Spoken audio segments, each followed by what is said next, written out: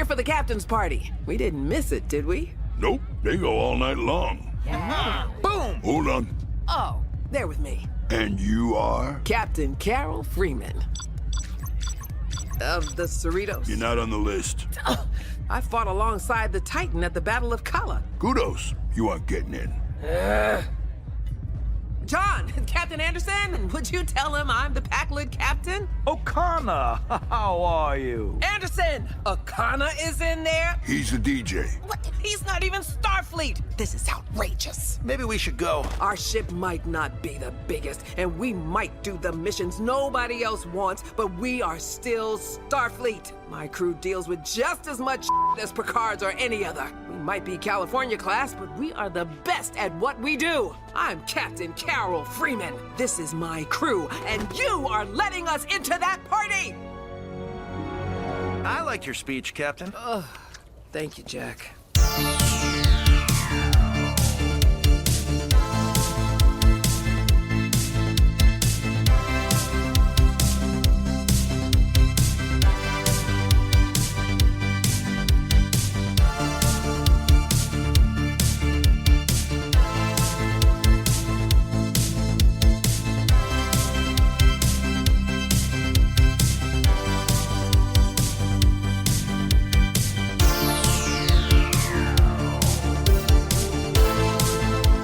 Welcome, everybody, to Deep Space Pride, a gay Star Trek podcast. My name is Mike. I am one of your hosts, and with me is my co-host, Johnson. Johnson, how are you tonight?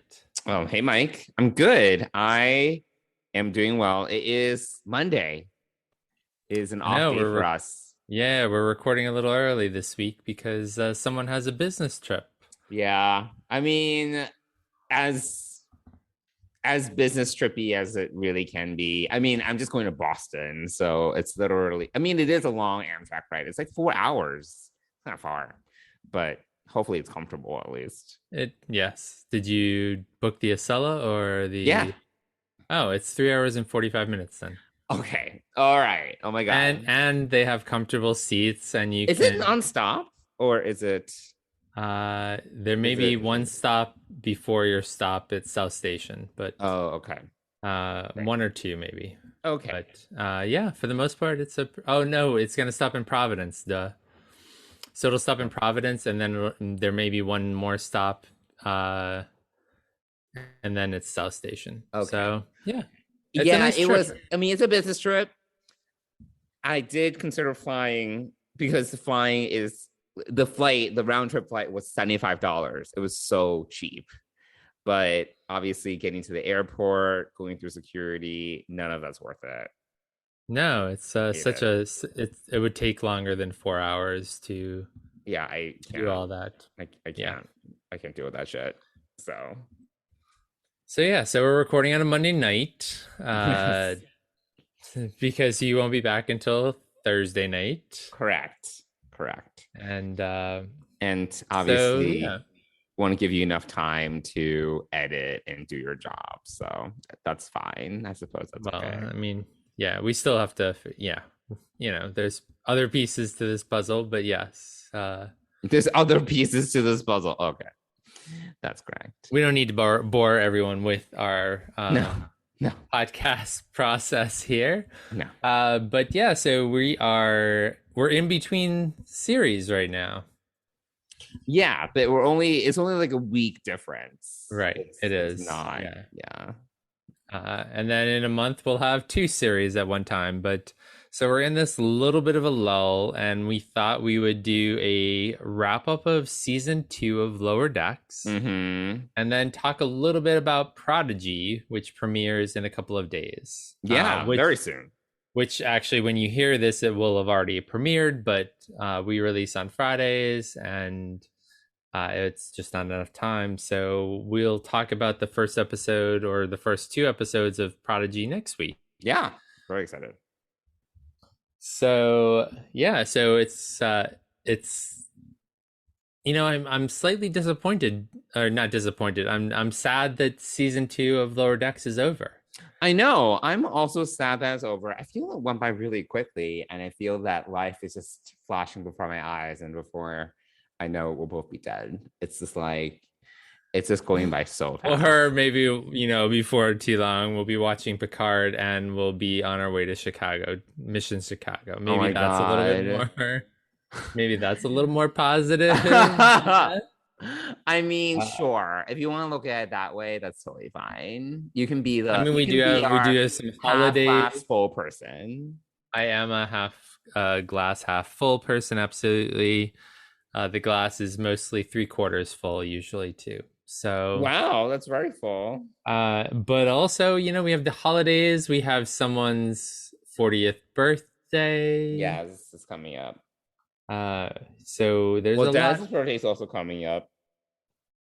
Yes. Dennis's birthday is next week.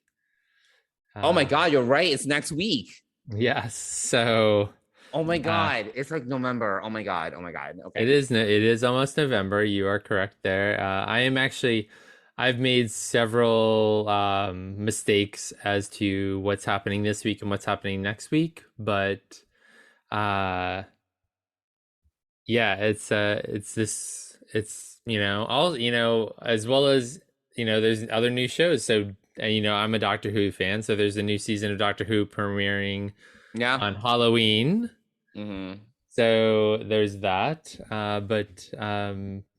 Yeah, this next week is flying by, and or these months, these weeks are flying by, and you know, I really do love Lower Decks, and I think if I can put a point on it, I think it just reminds me so much of Next Generation that I really just enjoy that. It you know, although it does a lot of callbacks, it does remind me a lot of Next Gen, and I guess so. Yeah, I mean, for me, I just enjoy it. It doesn't necessarily. I guess it does. I you know, I haven't really thought about it that much. But it definitely does have some Next Gen vibes because that's probably my man's favorite series, so it makes sense.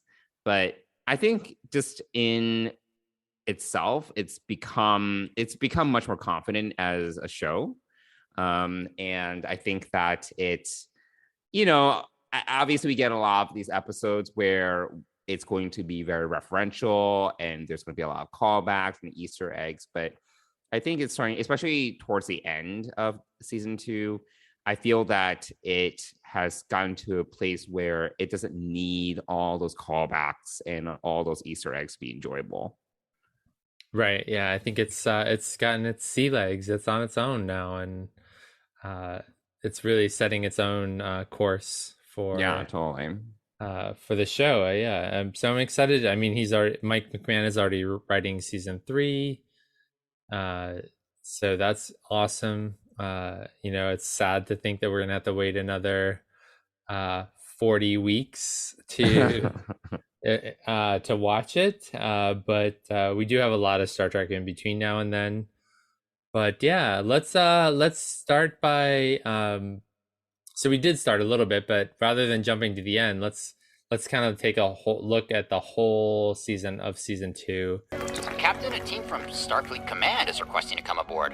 That was fast. Permission granted. Escort them to the senior conference room. If they were impressed with you before, today must have sealed the deal. Hey, nobody deserves the recognition more than you, Mom. Nothing would make us prouder than seeing you move up to bigger and better. Maybe bigger, but never better. I'm turning down the transfer. What? But Captain, you've been working so hard for this. Yeah, well, maybe a little too hard. It blinded me to what I already have right here on the Cerritos. What good would a new ship be without the best crew in the fleet? Mom, no way! Come on, let's go tell them they wasted their trip. Captain, I drew the banners. It was Boimler. And what did you think kind of stood out for you for the arc of season 2, or what your thoughts are on season 2? Yeah, you know, I really enjoyed season 2. I think that there were a couple of episodes here and there that we definitely delved into that we didn't love as much, because for whatever reason it was just kind of dipping back into the same well. and a lot of the same themes, or we were kind of just revisiting a lot of the same like character issues, things like that. And just in some cases, the different plot lines just didn't mesh. There were a couple episodes where there was just a lot going on, but in a way that didn't really feel like things came together. It was just like people doing their own things, and we had like A, B, and C, and they never really converged successfully. So I do think there were a couple episodes where we had a little bit of that. But I think overall, I really did enjoy this season. I do think that we do get a little bit of a reset by episode 3 or 4. Everything is essentially back to quote unquote normal in terms of the crew, and especially given how things shook up at the end of season 1. I was expecting a little bit more of change in the dynamics and the structure of it all. But at the same time, I think that we also both felt that in episode 1, I think you and I both were like, oh, we feel that something's missing. And it was because Boimler wasn't there. We noticeably noticed his absence. So I think for better or for worse, I think the dynamics between the characters works really well. And while I applaud Mike Mann and his team for trying to kind of shake things up at the end of season 1 and kind of leaving us on that sort of cliffhanger, I can also see why, from a writing perspective, they decided to kind of just slowly go back to, where things were. I'm not sure if we needed Shax to come back. That was like a thing on another level where I was like, okay, now things have really reset. Because we got Kayshawn, and we basically introduced to a new security officer, and then he had like 2 more lines for the rest of the season. So I feel that we could have gotten more with other characters. We didn't need Shax to come back, but it's fine. But overall, yeah, I think by the end of the season, it really wrapped up well. I think both you and I thought episodes 8, 9, 10 were really strong. They kind of just kept on building, and basically by the end, by the finale rather, we were both on the edge of our seats. So yeah, I think that this was a great season. Again, a little bit, it had some ups and downs, but I think it finished really strong. Yeah, that's what I was going to say, some ups and downs. But, looking back at the whole season, as we were kind of going through the season, I thought it felt a little bit weaker. Because season 1 was just so amazing. And, right. It was also fresh, obviously it's always going to be that true, expectation. Yeah. It's just different. But they had such a strong season 1. And so season 2 at the beginning felt really kind of mishmash, kind of trying to try new things, but also pulling back to the old fashioned things or what they'd already tried. There were a lot of Easter eggs. While I was cooking tonight, I was just rewatching episodes 2 and 3, and they're, I didn't need to surprised you were able to watch anything with the way that Paramount Plus has been going for you. Yeah, oh gosh, that man. Yeah, I'm not going to get on that soapbox, but Paramount, would you please fix your app? Just start over and pay some some coder a lot of money to create a really great app, because this sucks. I know. It's like, come on, they definitely have money. Yes, please. They are the stingiest with their money ever. Really. But anyway, so I was watching episode 2 and 3 tonight in the background. I didn't have to pay attention to it closely, but you could see, those are 2 episodes where there were a lot of Easter eggs, right? And a lot of dynamic changes. You meet Kayshawn, you see Tendi and Mariner go on an adventure together. So you get Brad back, which is also really good. Yeah. So, there's that dynamic of kind of like a slow start, a reset, if you want to call it. Then the Shax is back, and Rutherford wants to know, you know, how, why. I want to know how, why. I mean, I actually really do, you know, when you mentioned Shax, I was like, you know, I really do like Shax. I really do like the character of Yeah, him. he's fine. I'm fine with Shax. You know, he's not my favorite, but I'm fine with him. Oh yeah, no, I really, I don't know. I'm starting to appreciate him a little bit more, and Okay. especially, you know, just yeah, just the, you know, he has a sensitive side. He has this uh gruff side. He, you know, he does really care about Rutherford. Um, you know, I think more so than we see Billups do, except for that one episode when they're on the ship together. You know, because there was, you know, from Billups, there was literally no tears shed for Rutherford, who just died on his mom's ship, Hmm. along with his mom. So there was very you know, a lack of emotion in that episode. And I think True. Shax actually Hmm. embodies a lot more care and likability of Rutherford than Billups does, you know. So anyway, Hmm. um That's fair. so yeah, there's just a, you know, there's a, you know, the Dopplers or the Duplers or whatever you want to call them. That That was kind of silly. episode That's all was, right. that was all right. I mean, I did like that episode did give us at the end, if you recall, it did give us some great moments between the The senior crew. staff and the lower Yeah. deckers. So Yep. that was I was, really nice, actually. yeah, I was just about to say Yeah. that too. Yeah, you get them pulling together, and then you get that again at the end of the season too, which I think is Hmm. actually what the second half of the season kind of felt like, was the crew slowly coming together between the upper deckers and the lower deckers. For sure. Yeah. And really, I like that arc. You know, when you look at the whole season now, you can kind of tell that there's been this arc of character development across all of the characters. Hmm. Uh, Hmm. it's been really cool. It's really cool to look back and see the progression. You know, even Mariner by the end of the season has changed. Brad has changed. Tendi is going to be, you know, going to senior science officer training, which is cool. Yeah. And we learned Yeah, something new. some character development.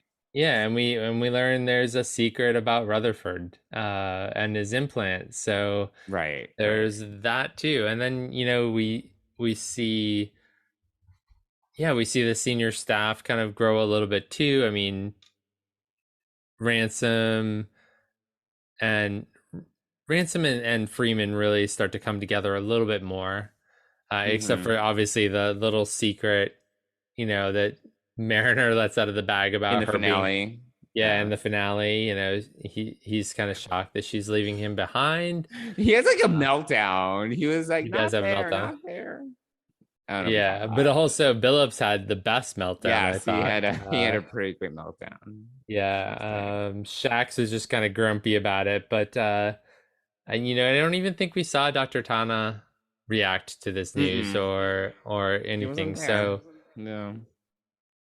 but you see the crew come together, and overall, you can kind of like, I enjoyed watching these two episodes because I knew that it was kind of looking back at characters who had grown. Mm-hmm. So it's, you know, it's reached that point where you can kind of go back and see characters before or as they were developing versus, you know, that they developed into these great new directions that they're going in by the end of first contact. And Yeah. so I, you know, I like the, you know, and we did see some more a little bit better storylines coming together towards the end of the season. Mm-hmm. Uh, The so pack that, lad thing again was fine. I was okay with the pack lads. They were kind of the antagonists. I feel they were more kind of just like a plot vehicle than anything. And I don't need more of them. But that was definitely, it came together, but it was also like, do I need this in my life? right. I mean, so here's the other thing. So I think that, you know, the Packlids were the big, quote unquote, big baddie for this season, but Right. next season I think we're gonna find that my guess is Your my prediction? What's your prediction? my Uh-huh. prediction is that there's some other baddie out there, maybe even internally in Starfleet, or, you know, some sort of conspiracy a la Star Trek 6, The Undiscovered Country, where Freeman is being chosen as the fall woman for this plot to destabilize the sector. I don't know, but yeah. and just for the record, because I want to put it on record. Okay. Who is right about Jennifer and Mariner? Yes, Me. no, you are correct. Yes, you're correct. So we do get some new dynamics there. After we recorded the last episode, I came across this article from the was it Trek movie? Trek movie, yeah, I think so. Yeah. They talked to Mike McMahon about season 2 and season 3, and so we do have a little bit of a romance going on with Jennifer and Mariner, so that's kind of exciting. Yeah, that's fine. Yeah, I'm okay with that. So that's really cool. But yeah, I just I have to say we were and we still are critical about some of the episodes. They don't all meld together, like you said. The plot lines don't often come together in some of these early episodes. Right, yeah. But when you look at the season 2 as an arc, as a whole series, I think it's a nice progression. In it may not have proceeded as quickly, and maybe the characters didn't grow as much as we had hoped, but they are growing, they are changing, and we are and thinking back to our Next Generation roots, I mean, honestly, like the characters between season 1 and season 2 and season 3 of Next Gen, there was a lot of growth and development, and they had twice as many or plus episodes, and certainly that was done in times when TV was not as serialized or right. So I think they're in a good trajectory, and I'm really excited for season 3. I really think that we're gonna. I think we've gotten over the reset. I think the reset is gone. The reset is in the past. Yes, it's done. Like, our characters are moving forward, and we're going to encounter new challenges, and I think it's going to be great.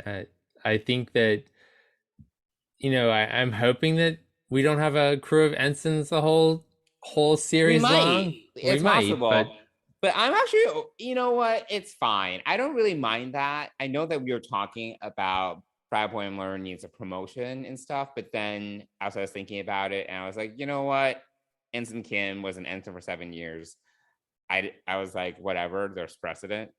But that's just bad writing on the part of Voyager. It's just ridiculous. But I think what I think we saw a lot in the later episodes of season 2 that I definitely want to see going into season 3 is just more opportunities for the senior staff and the lower deckers to work together on a more consistent basis, because I think that really does change up the usual Boimler and Mariner, Tendi with Rutherford dynamic, and then the bridge staff is they're doing their own thing, and then we always, because of that, get the ABC plots, but if we kind of throw these senior staff members into the mix, give them more, obviously, yes, the show is still about the lower deckers, that's the name of the show, but I think that giving them more opportunities to collaborate with the senior staff, maybe like there are mentorship situations, things like that we get more of, I think that really does help, honestly, because the senior staff is great, like they're really great characters. There's a lot of character development to mine, and the actors and actresses that play all of them are awesome and very talented. So I love to just have them have more opportunities to do more. I think just changing up the dynamics on a more regular basis, that oftentimes gives us some of the best episodes. You mentioned it, like, having, this is not a senior staff member with a lower decker, but giving Tendi a whole episode with Mariner that really did change things up, and we got this interaction between two characters that we never really got before, and it was very meta because they were like, we don't know each other at all, you know. It was just really funny when Tenny was like, do you not even know my first name, you know, like there's just things like that, which is true because the writers never put them in the same room, just one-on-one. So hopefully we get more of those kind of interactions, but with the senior staff in the mix. Yeah, I mean, I hope we get to see more Beta Shift when Brad and Mariner are on the bridge, and hopefully Tendy will be there. And you know, I think that'll be really, really good because we did see some scenes where they were on the bridge, right? And yeah, they were at the comm. Yeah, it did stuff. Yeah, so I think that there's definitely some opportunity there to explore that more, and yeah, I'm all for it. I do really think out of all of them, I really think that Brad does deserve a promotion, but I think he's really earned it this time. But you know, again, I don't foresee that. But wait, so was he promoted to Lieutenant Junior grade when he was on the Titan? Do you remember? Yes. Yeah. He was. Okay. Yep. So he was officially Lieutenant Junior grade. So yeah, that's so they sent him back. They you know, Riker said, "Well, we have to send one of you back to be an ensign on the Cerritos." That's just bizarre. I just watched this scene. Yeah, it's interesting. Well, I mean, the promotion. Like, why can't he just get reassigned to the Cerritos? Why does he also need to be demoted? You know, I guess there's no need for, you know, another Lieutenant Junior grade on the Cerritos. Come on. You know, I guess it's, you know, is there a job opening? You know, is there? So I think in the whole fleet, there's no Lieutenant Junior grade openings. He didn't even have to go back to the Cerritos necessarily. Right. Yeah. So you know, we'll see what happens. I don't know. I'm excited. I think that I feel like this was a very, very good season 2. I feel like you know, I still think that season 1 is stronger, but I think that mainly because we didn't have, you know, it was a first season, obviously, but you know, I think that in season 2 we went back to season 1 stuff a little bit too much to really have it stand on its own as a second season. You know, I think that you know, I think they finished strong. Like you said, we loved the last 3 episodes of the season, and I think that I'm really hoping that they can keep that momentum going into season 3. Yeah, totally. With really, really great episodes, really strong character building, but also plots that kind of come together. You know, that 3 ships episode, Ways. Oh my god, so great. Was excellent, and we are gonna see Tillin again in some form, but apparently not on the Cerritos. Yeah, apparently not on the Cerritos. So yeah, that is maybe she'll eventually make her way there, but you know, that was surprising. I thought that she would totally be a shoo-in. Yeah, I thought so too, but you know, so that'll be interesting. But she would definitely change things up, you know, like if we got like this like Vulcan like major cast member, it would definitely change things up a little bit for sure. Yeah, well, we have Jennifer sort of becoming part of the 4 as well. You know, earlier in the season we had Jet, which was another for one episode. Jet was yeah, no, I know. We had, you know, Jennifer actually, so I don't know if you remember, Mariner yells at Jennifer at the end of season 1 and says, "Oh, shut up, Jennifer." Like, yeah, no, they've had some not bad blood, but it's just like, they've never liked each other. Yeah, they've never liked each other. So it's been throughout the season. Or maybe they did like each other and it was all just passive aggressiveness. Maybe. So yeah, I mean, I well, like I said, I just enjoyed, you know, episodes 2 and 3 tonight, just to have on the background. And, so are you gonna rewatch the whole season? I don't know if I'll have time. I mean, that might easily happen. I mean, it could. I mean, I watched season 1 2 or 3 times, so you know, that's certainly it's certainly plausible for me to go back and watch season 2 again. I mean, I'm already started, so I mean, and there is this week, and if I need some distraction in the background or whatever, Yeah. then I can put it on and go from there. Because I think the thing about this too is that as you watch this again, you do pick out new things that you might have missed before. Oh yeah, totally. But Sure. also you don't have to pay as close attention to it. You kind of know what's going on, and you can kind of just enjoy it. Right. It kind of can be playing in the background a little bit, like a lot of Star Trek can be done, after you've seen it. So, yeah, it's it's a great show, and it's also these 20 to 30 minute episodes are great. So it's like, I know, very digestible. yeah, Easy to it's very watch. digestible. So, but we'll see. I mean, obviously, I'll probably have less and less time as we move into November, and You're gonna get busy. The dog is gonna be busy. I understand. yeah, no, yeah. So we'll see what happens, and there are other things that I'm watching that I need to pay a little more attention to as well. So, for instance, Cowboy Bebop, for instance. Oh yeah, I started rewatching that because of you. I love it. I Yeah. love it. I cannot wait for the live action one. I don't know if I love it. I mean, I'm like 4 episodes in. It's fine. I like remember not loving it. Well, some of my like college friends loved it, like these anime geeks. I'm And not even an anime geek, and I am enjoying it just because I think the characters are interesting. There's a rich story that isn't necessarily completely explored, but there's a lot of backstory to these characters. It's how many episodes are you in? I think I'm up to episode 14. Oh, okay. So you're Yeah. pretty far along. And there's also a movie. You know that, right?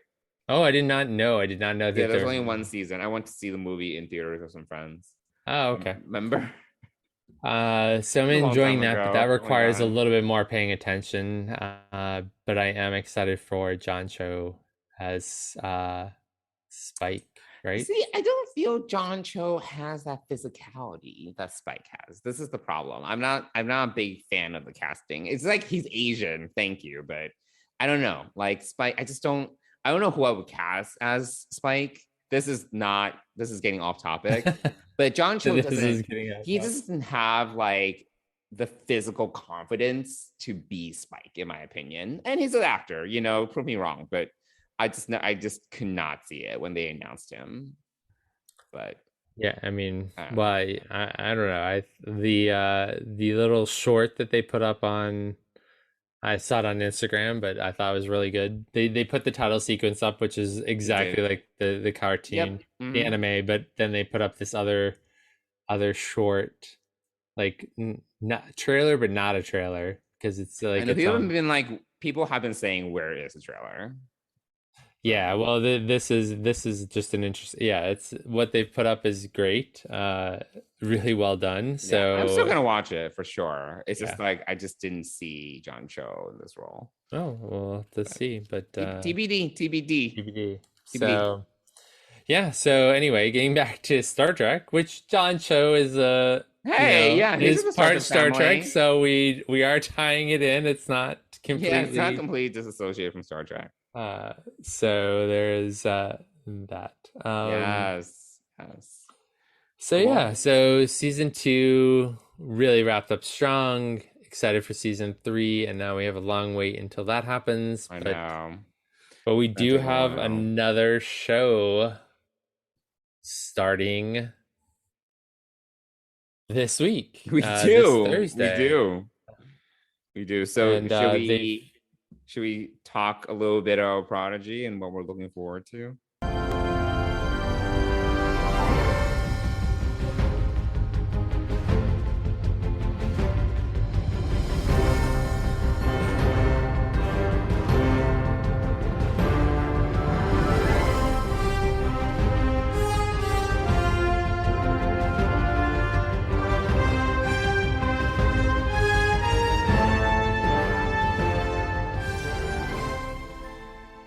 Yeah, I think the first thing, we should definitely talk about Prodigy.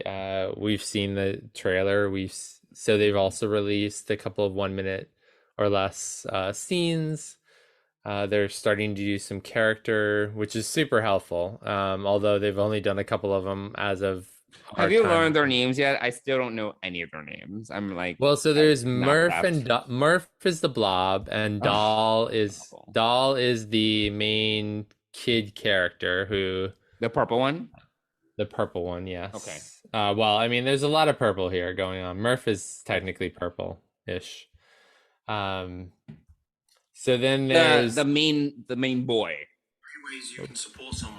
Are you watching the trailer right now? What's happening? Sorry, I got stuck in Instagram Reels I was trying to pull up Paramount and I don't know what happened, but anyway. Oh, I was like, are you watching the trailer live? No, I was trying to pull up the Paramount Plus. Yeah, I need my character bio cheat sheet, essentially. Yeah. I mean, the problem is they're all kind of funky names too, which really doesn't help.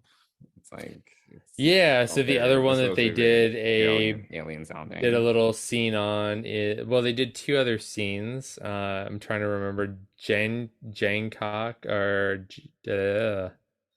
Janecock? No, Jan Com Pog.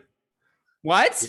What is that? Jancum Pog, the grumpy engineer, is Jancum Pog. Wait, is that the Medusan? No, that is not. This is the Medusan is the navigator. This is the Tellarite, I guess. The Tellarite. Okay, great. Yeah. So with the spiky red hair. Yes. And then there's also who else did they did Murph, and then they did Rock Talk. Rock Talk is the 8-year-old girl. So Dal mistakes them for a guy, I'm assuming, and so their little scene is about how they the universal translator comes on. Yeah, the universal translator, and I thought that was cool. I was like, oh, cool, because they were like, I understand you somehow. Yeah. So but I'm gonna say they because they don't say that, I'm a girl. I mean, but doesn't what's his face identify her as a girl? He did until she starts speaking, and then he realizes that they may not be, and so he's kind of rethinking his thoughts on them. So really? Yeah. No. But it's cute.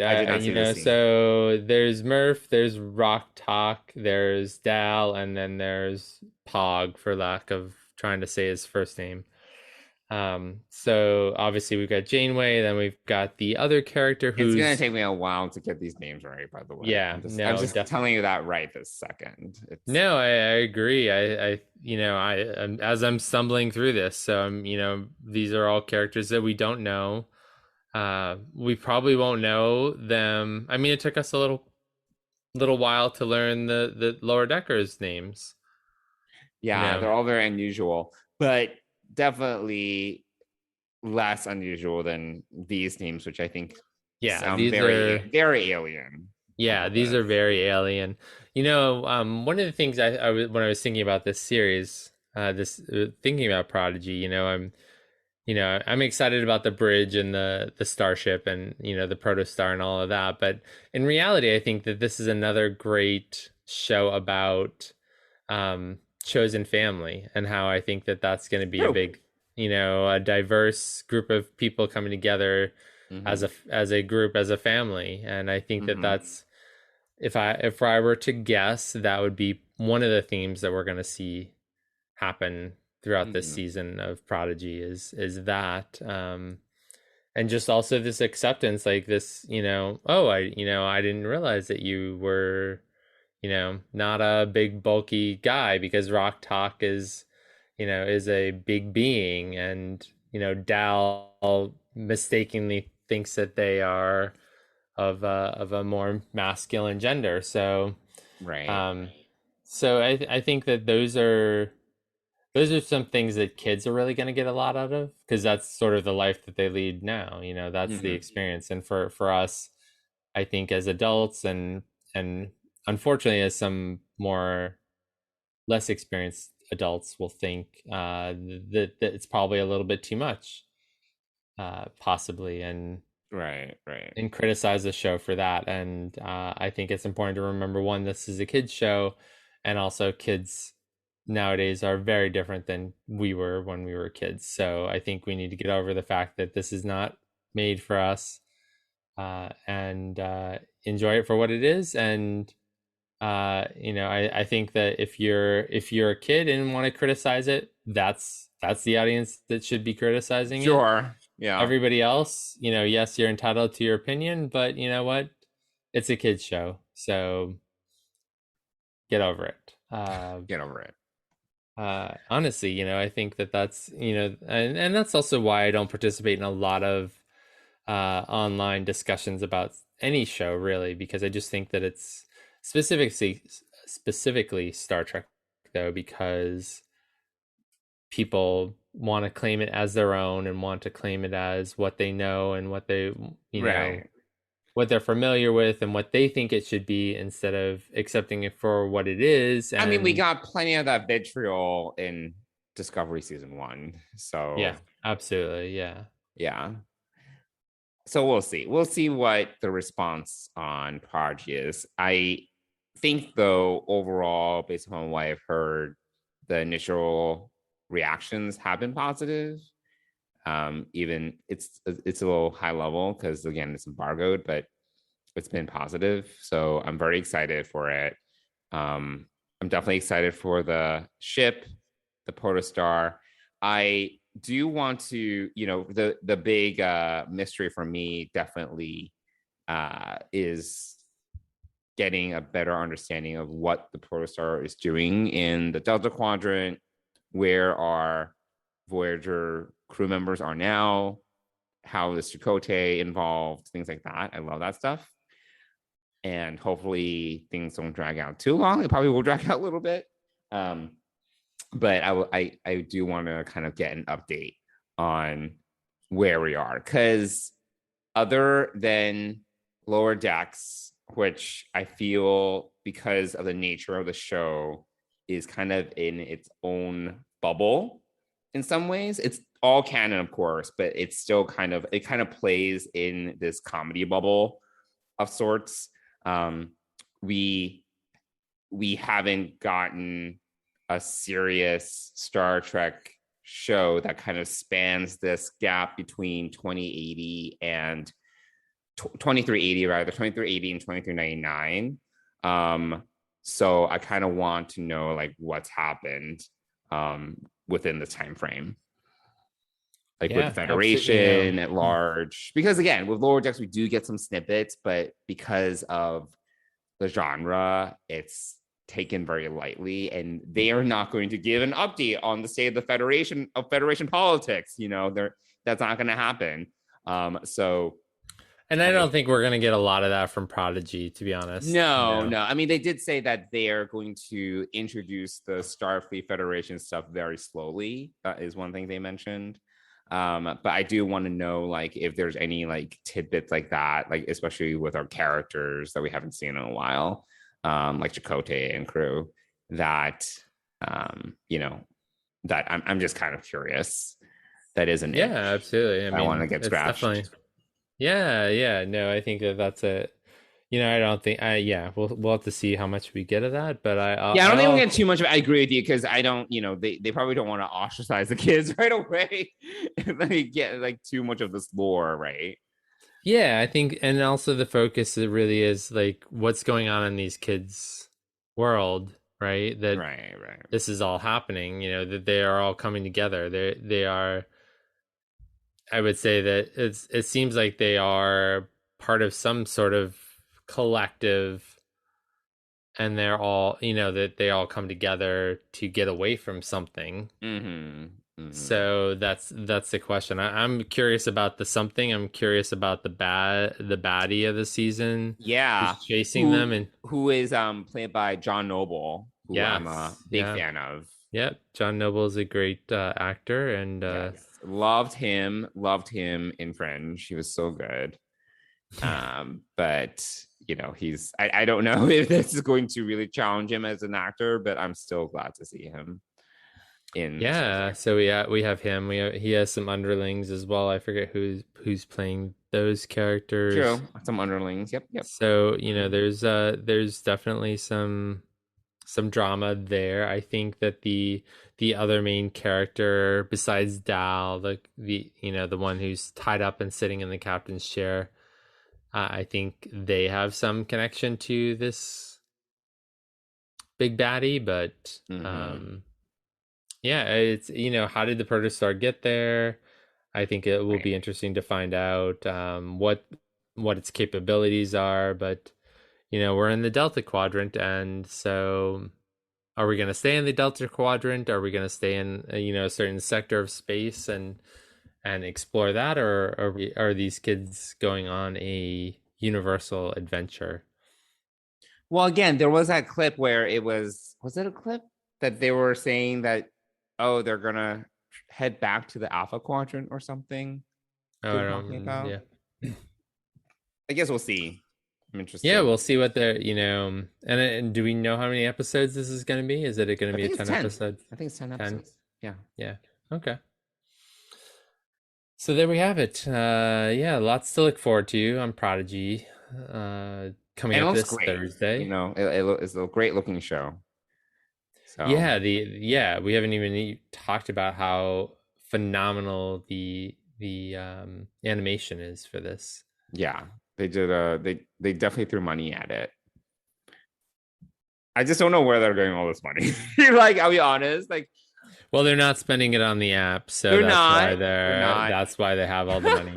It's like, how many subscribers do they actually have? I'm like very curious about these like numbers and behind the scenes. But well, nobody's really releasing those numbers. It's sort of like, Netflix.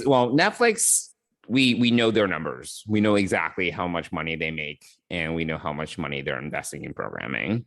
I'm not sure about, it has to be. I mean, shareholder meetings, they must, I feel we dug into it. There has to be numbers on how many subscribers they have, because shareholders want to know. I don't know, but I just wonder how much money's coming in, because they're throwing a ton of money at Star Trek, which is great for us. Yes, absolutely. You're not going to complain about. Hopefully, it's profitable. Yes, hopefully it will continue, and yeah. So we've got that, and then we've got a couple of weeks of Prodigy all on its own. We can delve into that, and then we'll have to throw Discovery into the mix with season 4. So yeah, it's gonna be a lot of Star Trek to talk about, but we'll get there. We'll make plus together. We'll make it through it. Plus all the other stuff we're watching.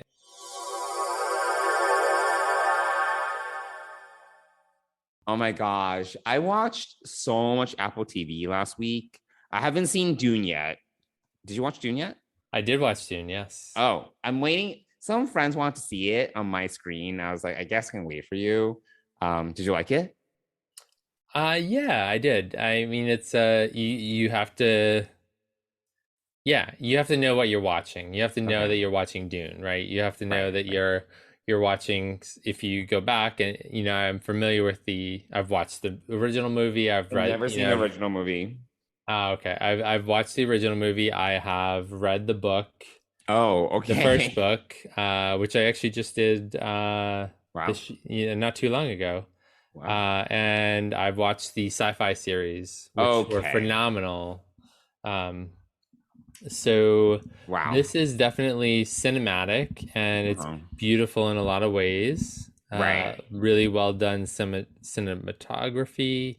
Yeah, I mean, it looks amazing. I just haven't seen it. But if you're expecting a complete story, you're not going to get it. No, I know it's like part 1. Yeah, whatever. It's definitely part 1, and you're not seeing the full book of Dune, of the first book anyway. Right. So so that's on my list for sure. But last Friday I watched 5 hours of Apple TV. I really made my $4.99 subscription worth it, or $5.99. I don't even know how much I paid. $4.99, I think. Yeah. Well, I mean, I guess we're delving into some off topic. Well, no. We shouldn't spend too much time on it because I know we're running up on time. But I watched the morning show. Oh yeah, fantastic! Oh my god, it is so good. So good. So actually really funny. So, I was at church this past Sunday, and I was just talking to some friends, and then someone was like, "There's someone behind you." I was like, "Who?" And it was it was a woman from the Today Show. I don't know her name. Okay. Savannah Guthrie. Savannah okay. Guthrie. Okay. And she was like, "Savannah Guthrie's behind you." I was like, "Who is that?" I was like, "Who is Savannah Guthrie?" And she was like, "She's the host of the Today Show." I'm like, "Is that like Jennifer Aniston from the morning show?" And they're like, "No, that is not the same. But if that's what you need to understand who Savannah Guthrie is, sure."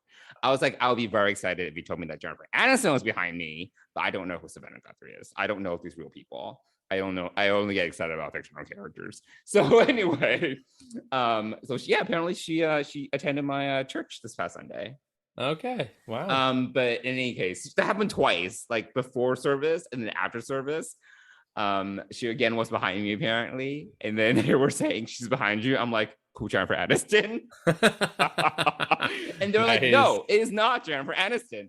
And that was enjoyable. But so you watched the morning if Jennifer show? Aniston was here, I'd be really excited.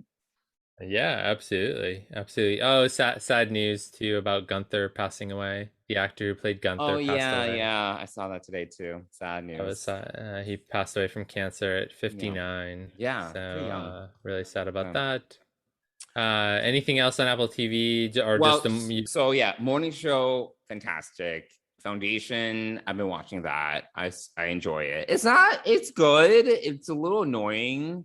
But there were definitely elements to it where I'm like, this, I enjoy it. I'm still watching it, and it's super cinematic. Have you seen any of it yet?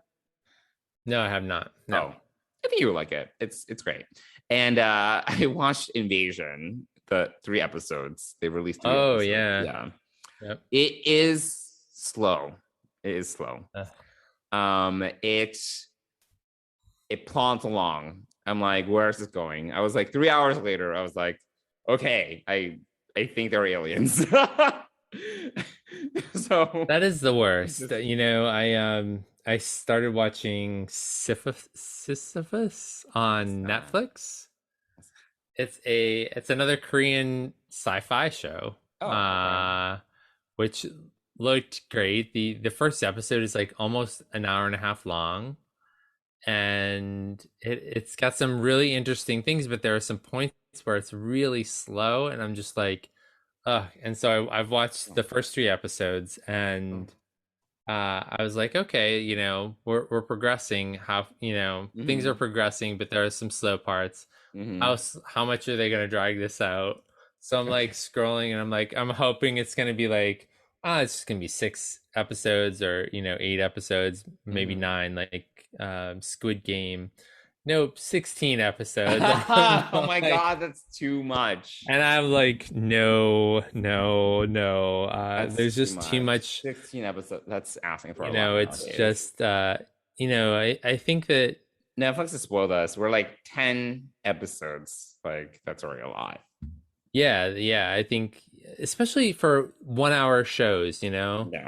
I think that there's some challenge around having an hour-long show and having so many episodes that that things, you have that much build out of character and plot, and it's just too slow. It's too much in this day and age. It's asking for, there's too many options. You can't.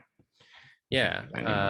So I mean, I'm kind of disappointed. I mean, I'm intrigued by the premise of Sisyphus, but it's yes, I do not have time for 16 hours of television when we have Cowboy Bebop and Discovery and Prodigy and Doctor Who coming out, and that's a lot. So, and I forgot about Invasion, to be honest. I do want to go. I do want to watch the morning show, but the morning show is like 45-minute long episodes too, and 45 to an hour. Yeah, and but I love it. I want to inject it directly into my veins. And Foundation, are they long episodes as well? Yeah, it's like almost an hour. I mean, Foundation to me sounds and looks, from what I've seen, a lot like Dune. in the sense Yeah. of like the world building and the grand scale of it. Yes, very, very scale. Definitely, there's a lot of scale. Yeah. Mm-hmm. Yeah. So I mean, there's way too much TV to watch and not enough Yeah. time to watch it, and Yeah. there's other things to do in life besides watch TV. So like take care of your dog. like take care of my dog, who Yeah. is, yes, it's a very demanding part of my life right now. Mm-hmm. Very demanding. So yeah, I've had 4 days of being pretty much the sole parent. Yeah, that's hard. Yeah. No, thanks. That's a long stretch. They're just not self-sufficient. No, he's not yet. And you know, I can't wait till he's a chill older dog, and you know, but he is he's gonna be 4 months this week, actually. Yeah. So Yeah. he's a young and has a lot to learn and a lot of energy at times. And Are you gonna take him to get trained, like training classes, whatever, obedience classes? I don't know. We may have to at some point. Yeah, This might help. We've gotten the training underway, you know, pretty well. He had one accident out of the last 4 or 5 days, 4 days maybe, which is great, but now I think we need to focus on he's jumping. He jumps a lot, which we don't mind as much, except his claws are a little sharp. Ooh. I mean, they got him caught and everything, but you know, I think we need to control his jumping a little bit more. Right. But he doesn't, he's not hurting, and not intentionally hurting, and he's just very playful, and Right. That makes sense. so it's not a bad thing. But I think we do need to get that trained, and he does. Yeah. So there's some opportunities, There are opportunities. there are opportunities. Training most likely, but we have to figure that out. Right now we're just trying to figure out how often to groom him, because he's got a lot of hair. So yeah. God. And we don't want to traumatize him too much, too young, but we also want him to get used to it, so that he's used to getting haircuts and things like that. Right. Yeah. So it's a lot of work, and on top worth of it. On top of, it's not like I'm a millionaire, and he's, I mean, he has a great life, but dad still needs to work. Yeah. Both dads still need to work to maintain his lavish lifestyle. So yes. So there's, need to kind of, I think TV shows need to really be cognizant of the fact that they're fighting. So all that being said, TV shows need to be more aware of your schedule. Yes, that I cannot watch 16 hours of You TV do not have show. time for that shit. Please. So I mean, and Sisyphus is a really fascinating premise, but it's just too slow in parts. 16 episodes is a lot. It's a lot. Yeah, it's just So anyway, but and lots of new shows, and not to mention, like, there's next month is also Hawkeye's coming out next month, I think. Oh, right. We've got the Book of Boba Fett coming. I mean, there's a lot of genre television. The Witcher. I'm also watching, speaking of anime and animation, I should have brought this up earlier. I started rewatching Young Justice from the beginning. Oh, wow. Okay. This is on HBO now, HBO Max, and I did watch that, but it's like jumped around. They got it died and got resurrected, and it's like So I was trying to remember. It's been years. It's been I was trying to pick season out 3 right now or something. There's 4 seasons on HBO Max, so I can't remember where I stopped watching. I was like, okay, and I'm not gonna remember much, so I was like, all right, I'll just rewatch it. I remember nothing. So there's that. Yeah, and I did watch I think I watched the premiere of Doom Patrol. So Right. Which I have not gotten. I mean, but they're in like season 3 now. I don't think that I'm ever gonna catch up to that. That's a lot to ask. And then Titans is getting a lot of DC Titans is getting a lot of press right Yes. now. Yes. So yeah, there's just so much television. There's too much show on television. There is, but Life is hard. life is hard. I mean, there's a right. There's a plethora of It's like, wonderful television to watch. yeah, it's fine. But I am gonna miss Lower Decks, and I'm looking forward But to. we have so much Star Trek to look forward to that I think will be That's okay. true. We'll We be do. okay. We'll get. I think while I am highly moderated. No, that's not the way I want to put that. I am very excited about Discovery. I am excited about Picard, but a little less so. Yeah. But I think my same level of excitement for Lower Decks is really waiting on Strange New Worlds. Yes, definitely. I'm very excited for Strange New Worlds. But I do love Discovery. I mean, obviously that is the show that revived the franchise, so the television franchise, and started all of this. So I'm curious about this season. Like I said, the trailer is a lot, and I don't know what's happening. So it was a lot. So I'm hoping that I'm hoping that I know that they have a strong group of people working on that show, and I do love the cast. And actually, on Instagram, seen a lot of videos. Patrick Kwok Chun has been posting. They were a bunch of them were just in Germany at FedCon. Oh wow! Okay. This past weekend. So Emily Coots was there. David Ajala. Anthony Rapp was there. I think I can only think of her last name. Cheeseman. Hannah Cheeseman. Is it Hannah Cheeseman? Hannah Cheeseman. She plays Ariam's replacement. Oh, I don't know her name. I think they were all there, so it's cool to see.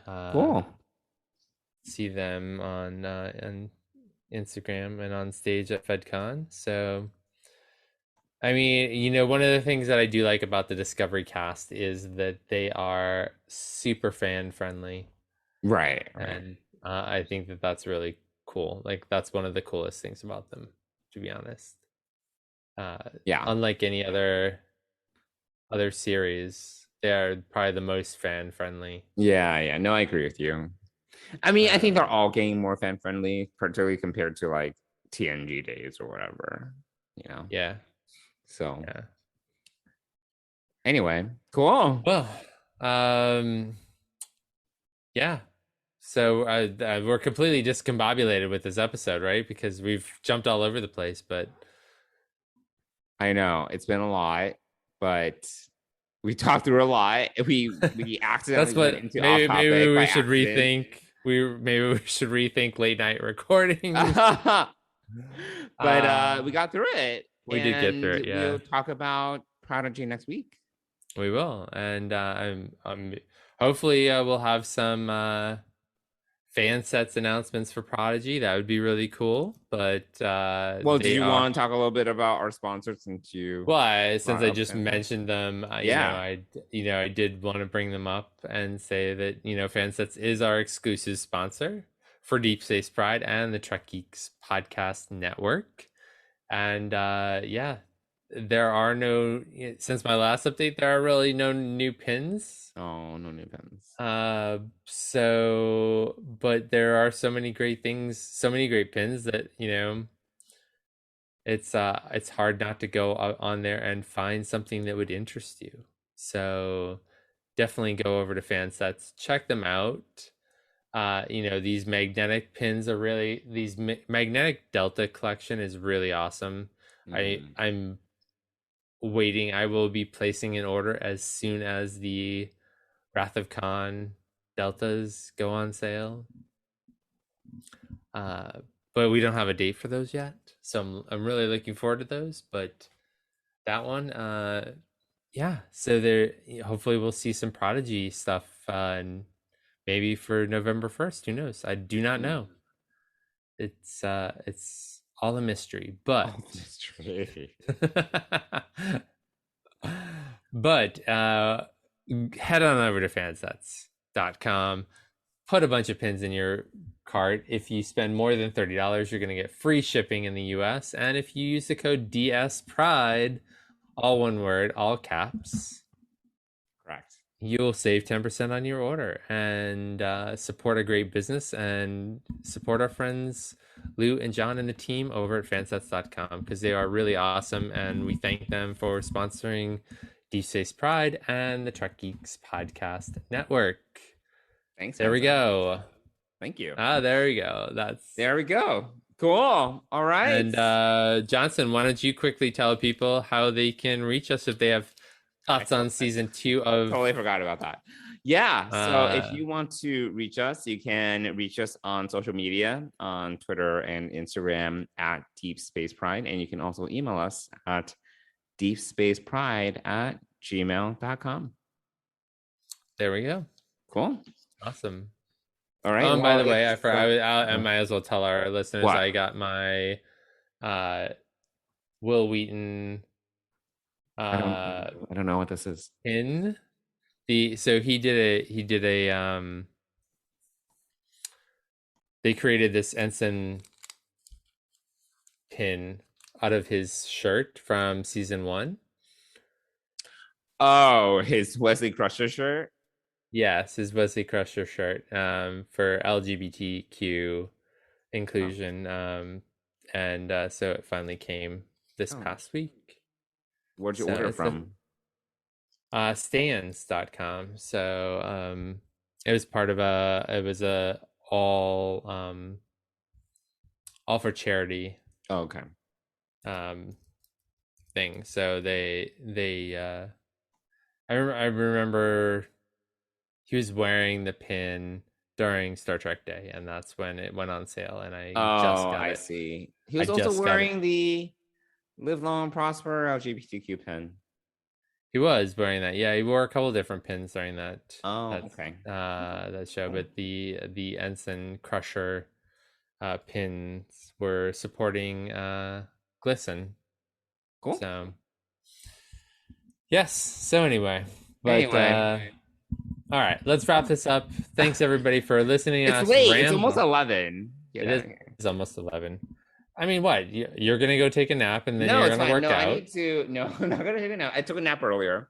I need to clean up a little bit. I need to. I mean, it's only like a day and a half. I just need to put like my pack together. Whatever. It's not that much packing. So I just need to prep. All right.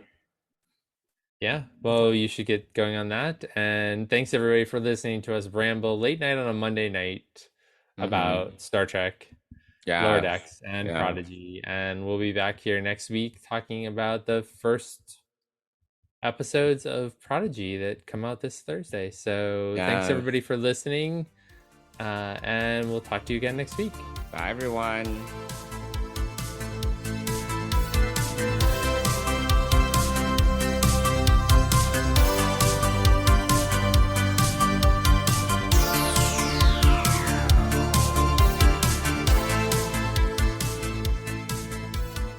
Deep Space Pride is a production of Coconut Media Works. Executive producers Bill Smith and Dan Davidson. For more great Star Trek discussion, discover the other shows of the Trek Geeks Podcast Network at trekgeeks.com or find us in Apple Podcasts, Spotify, or your favorite podcast app.